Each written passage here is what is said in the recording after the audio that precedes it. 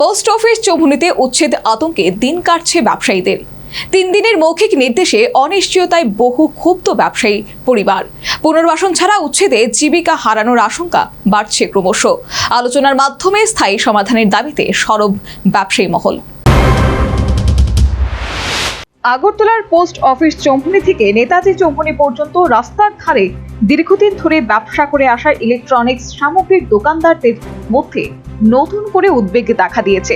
আগরতলা পৌর নিগমের পক্ষ থেকে ব্যবসায়ীদের আগামী 3 দিনের মধ্যে দোকান সরিয়ে নেওয়ার জন্য মৌখিক নির্দেশ দেওয়া হয়েছে। সোমবার আচমকায় এই নির্দেশ পৌঁছানোর পর ব্যবসায়ীদের মধ্যে অনিশ্চয়তা ও আতঙ্ক ছড়িয়ে পড়ে।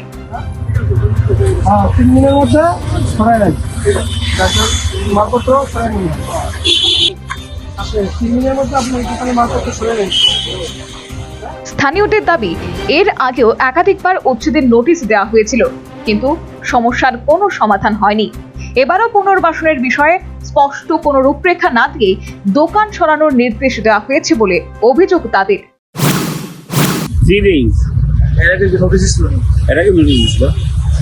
বিকল্প কোন ব্যবস্থা করছে? বিকল্প কোনো ব্যবস্থা না করে করতেছে মোর দেন মানে 50 বছর সময় আমরা এখানে।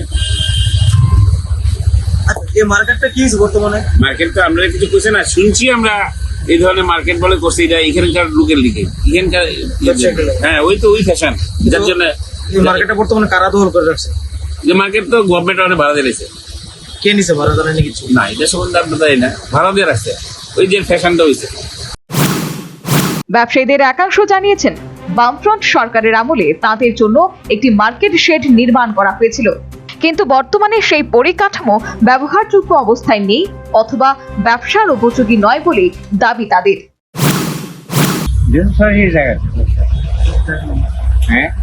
কত বছর ধরে ব্যবসা করতেছেন?